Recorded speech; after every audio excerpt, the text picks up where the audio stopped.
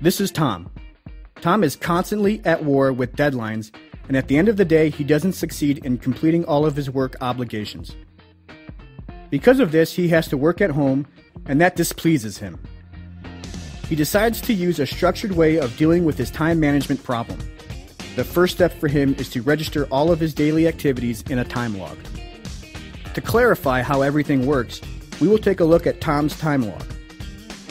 He works for an electronics company as a financial analyst. This time log is taken from a real case. Let's take a look at the summarized capital expenditure for factory activity.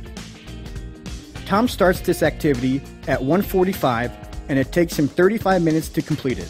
As a financial analyst, this is one of Tom's primary responsibilities, so he registers it as a high value added activity. Tom makes a call in order to make the arrangements for his daughter's birthday.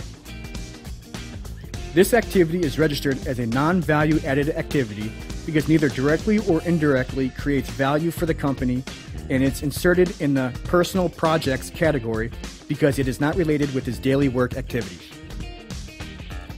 From this timeline, we can calculate how Tom uses his time at work. To be able to get a full picture, we need to do a track of his activities for 1 week.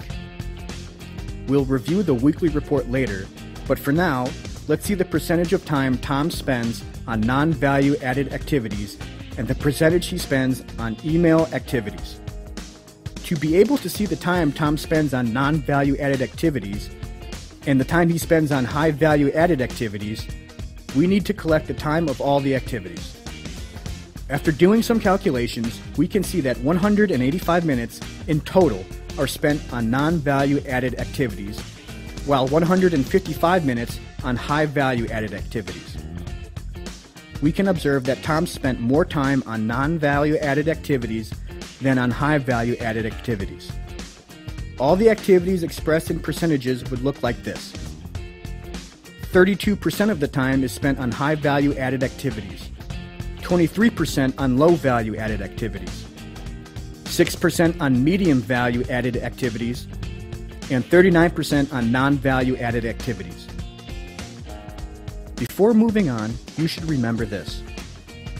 Number 1, measuring is the first step. Before you begin to manage your time efficiently, you need to know how to spend your time currently. Number 2, a time log is not a daily planner. The time log is a tool to help you track how you spend your time. You should write down each activity as it ends. Number 3, for every activity you must record date, duration of activity, name of activity, category, and value. Write down even the shortest activity, such as a coffee break. The more activities you've recorded, the better analysis you will be able to make. Now, do a time log document and start recording your activities. We recommend to do this in a time span of a week.